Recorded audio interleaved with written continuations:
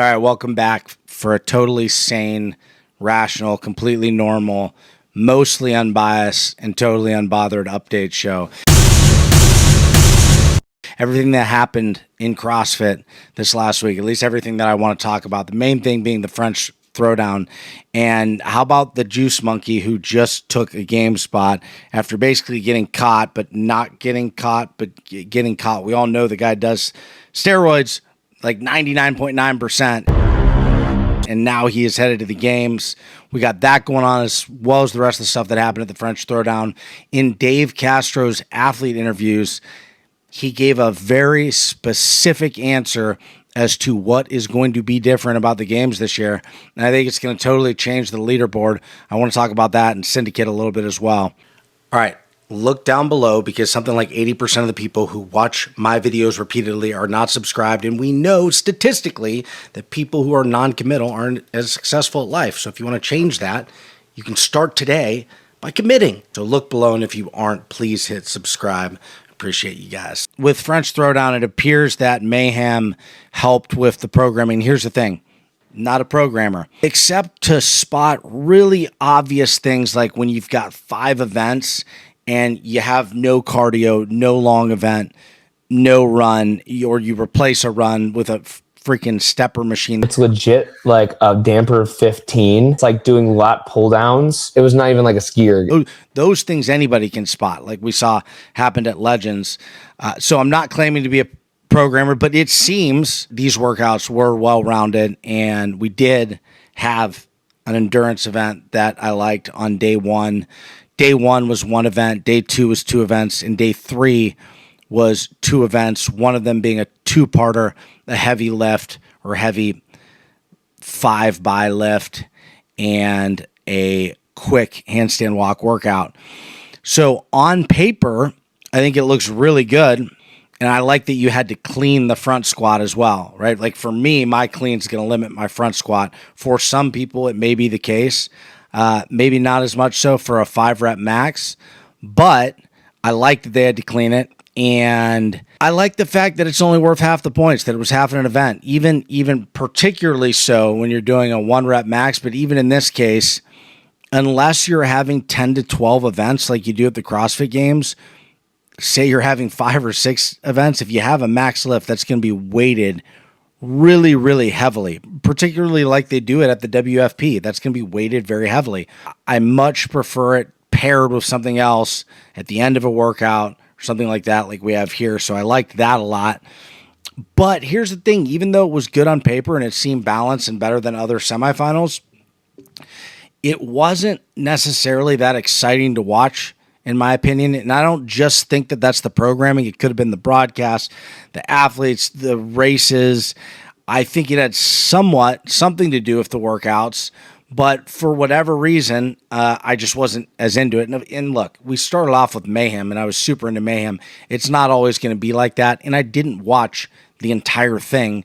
But I think some of it was the workouts. When I look at Syndicate's workouts that come out, how they're going to play out, I don't know. But on paper, I say, man, I'm excited to watch what happens on this workout. Broadcast was really good, really solid. They missed on a few key things. It seems like this happens on every broadcast where you really want to see what's happening over here. The guy in first, there was a specific situation with Hopper and somebody else, and the guy in first was way ahead in first, and they're focused on his lane where we know he's going to finish, while the announcers are talking about how close it is and back and forth between Hopper and somebody else over here. And it's like, dude, we already know that this guy won. Move the camera over here. It is what it is. Overall broadcast, though, I would say is a B+. Programming, like I said, I'd give it a B. Commentary by Peter White from Coffee Pods and Wads. I just died on your arms tonight. Fantastic. I guess I should have figured that it was possible. It just hadn't occurred to me that he could do so well over a long, sustained period of time. It was at a fairly professional level to where I would say he should get more opportunities. Just sounded very informed and very prepared. The interview lady was a complete train wreck. And look, I'm not trying to be mean here. I know that's probably somebody's grandma. Maybe I'm being even more mean. Now, it's somebody's mom. At the very least, it's somebody's mom. But come on. Essentially stick a mic in your face, tell you what you did, and then wait for you. Got the fastest time in Heat 2. Fast on the hands. Like, yeah, I went fast on the event. That's how I won. I prefer the style that Taylor Self does, asking athletes their favorite CrossFit workout, favorite color, whatever. I like what's entertaining, and it was a little bit lacking. It was a lot lacking. It was terrible. Gazan gummies, hgrcbd.com. They still have a lot of specials going on as these were just released. They are Alex Gazan's line of gummies in her name. They came out like a few months ago. They are my favorite gummies that I've ever had as far as a CBD product is concerned. Go check them out, hgrcbd.com. So on the men's side, we've got Hopper, Moritz Fiebig, and the Steroid Monkey. Steroid Monkey? Is that right? No, Juice Monkey. The Juice Monkey. If you go to the episode of Coffee Pods and Wads, and as I'm doing this, I got a notification that Hiller has posted a video with the dude on the front cover. So I'm sure he's going to get into way more depth in this. But I had gone in and looked at the old episode too, and it's a story from Adrian. So John rented the place for two of the athletes. And then this person came home from holidays, and apparently she came home and she opened the fridge. It was a glass bottle, what said on it, growth hormones. He sent a screenshot of the picture and sent that to this Nika guy. And his response was, "Oh yeah, this is from my friend." Basically, the dude had HGH in the fridge. HGH! When you're listening to the story, it's like 99.9% this guy's doing HGH. And here's the thing that nobody's talking about from the people who are talking about it. If you're doing HGH, you're probably doing something else as well. Now, as far as Hopper qualifying out of the French Throwdown, I think it's great. With Harry Lightfoot out, I'm not sure what's going on there. He started, now he's out, some sort of health thing. Moritz Fiebig, who's like perennially 25th at the games, and you've got Kellen Clements, who did not make it, but I think he was like 15th, 20th the last couple years. So, look, I don't think these are the guys who are there, and I don't think Europe is deep enough, particularly with Harry Lightfoot out, to make it a better field if Hopper is at Syndicate instead of there. Because look, if you're at Syndicate, you end up knocking out someone like Ty Jenkins or Chris Ibarra or Nate Ackerman or Saxon Panchak or even Pat Vellner, who are all there. If we assume that Colton Mertens and Austin Hatfield say make it, this is better, undoubtedly. Make the fringe people duke it out online. Ibarra has had 2 solid game placements in his first 2 years of the CrossFit Games.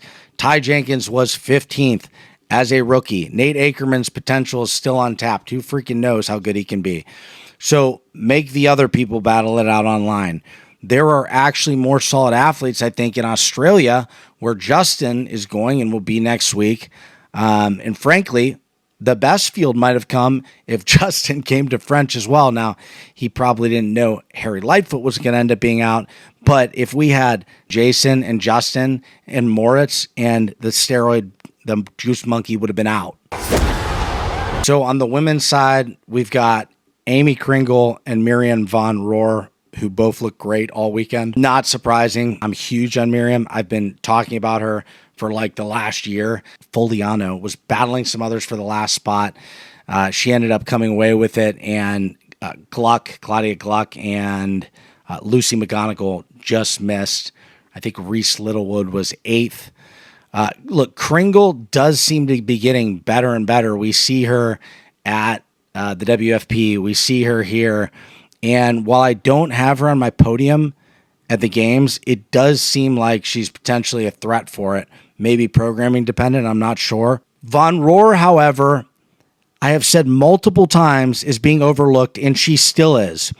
She has a reputation of being this online warrior, and she is far more. And I'm so sick of seeing the comparison to Colton Mertens. No offense to Colton Mertens. Love Colton Mertens. I think he could have a great finish to the games, somewhat programming dependent. He's been in the games like 4 or 5 times, but she is not comparable to Colton Mertens. And here is why. She doesn't just win the Open like she did in 2024, 2025, and come in second in 2026. She freaking took third in worlds for pro women high rocks in 2022 or 2023 as like a 20-year-old or 19-year-old. She started CrossFit in like 2021 where she was 13,000th in the open, then 22, 54th, then she won, then she took second. Last year, she took seventh at the CrossFit Games. Look, she is way past online warrior. She has been proving herself over and over, and this is not Colton Mertens. Do you know why? Because while she is small and is really good at the open style movements, the wall walks and the burpees and the cycling a barbell and all the things that come with being shorter of stature, she's a lot more closer to Austin Hatfield because her cardio and endurance is phenomenal. Now, I think she has let some of that drop off in favor of having more of a CrossFit type fitness over the years because I've seen her later high rocks times aren't as good. But this is somebody who is extremely good at running, extremely good at endurance events. She took sixth at the run, row, run. So she's great at cardio and endurance and running. And she also is one of the heaviest lifters in the women's division. 355, we've seen twice. 360, you only got to do once. Miriam Von Rohr. She won the front squat. The reason why she might be a little bit closer to Austin Hatfield is it seems like either pulling or grip might be a slight weakness.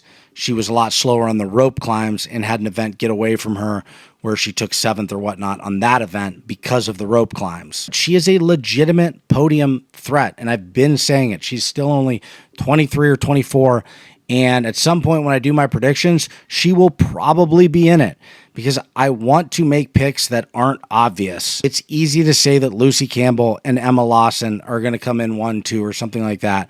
I probably will pick Emma Lawson, but right now it would be like Emma, Miriam, Paige Rogers, and Alexis Raptis, and then Lucy. Because the games is always unpredictable. The leaderboard never looks like what we expect it to, like Emily Rolfe taking third in 2024, or Miriam taking seventh this last year as a rookie. And this year it's going to be even more unpredictable because of what Dave revealed in his interview with Abigail Domit, where he said this. When you were just talking about chaos, and then what came on after that was the one where they are dragging the like the dummy, and they're like doing and then the rope climbs and the oat course. Yes, and I was just like, man, when are they gonna bring that type of stuff back to the games?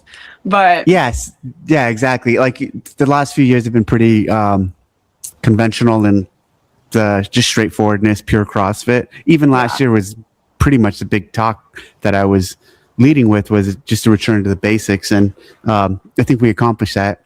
And so now I think it's time to have a little fun.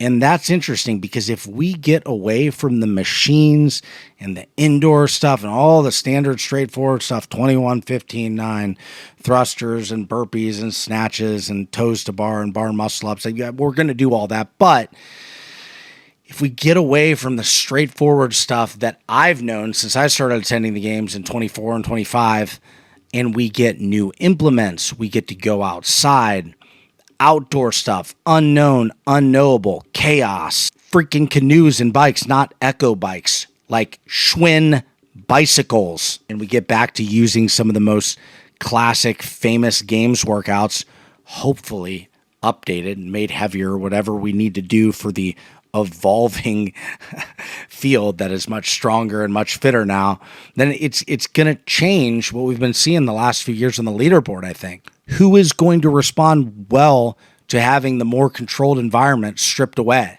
Who can adapt on the fly? Who is mentally strong? I really hope this happens because Dave flat out says we played it safe in 2025, and I was okay with it. We needed to get through the games. We had a tragedy in the 2024 games. We needed to do things by the book, get past it. I've been highly critical of the Open and quarterfinals and the whole process, but if we can get to the games, this really happens, I'll be thrilled. He says it's going to be fun, and I believe him, and I'm looking forward to it. I think I've said in one or two videos that I do think that the games is going to be good. Now, from the pessimistic side, I could say I think it's going to be accidentally good because that's what happens when you go back to old workouts. You go back to the true classic stuff and you try to do a throwback CrossFit Games because of the anniversary. And then I hope we don't go back to all the boring stuff after that. I don't even care. That's the pessimistic side. But either way, it's going to be great. All right, last item. Syndicate workouts are out. They look really fun. And look, who am I? Like, you can't, J.R. Howell, I'm not allowed to say anything here. I can't say anything. Everybody respects J.R. Howell's programming. So it's like, I feel like I can't even say a word, but I'm still going to give my opinion. I think that there's not enough running in that either. There's not a long enough event.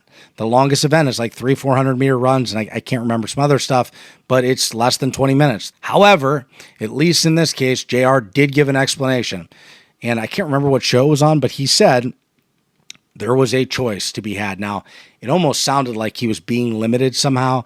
The choice was to have a long event as basically day one and to have, more running or whatnot, and have 5 total events, or to have 6 events. And he was confident that this would be a proper test with 6 events, even though there's no long running or long endurance events. And there is some running.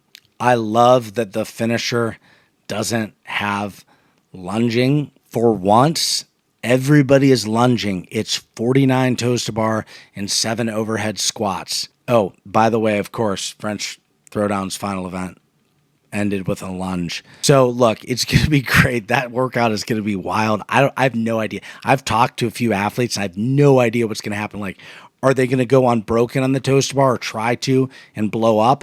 Are they going to stop at 30 and then see everybody else still going and jump up too early? And then they get to the 250 pound overhead squat or whatever it is.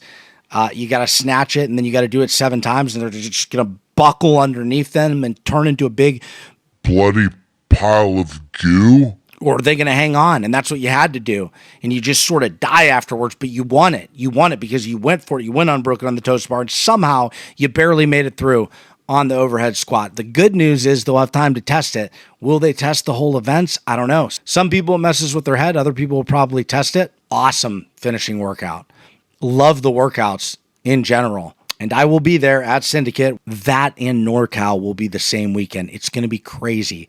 Spin is streaming Syndicate, and I will be doing some work with that team. And the Savon team will be doing NorCal. Less than 2 weeks away. Torian Pro is next week, where we'll have Justin Medeiros and a bunch of Australians, really good Australians. And we're in the thick of it. We are in the thick of it. Get excited. I'll see you guys next week, maybe earlier.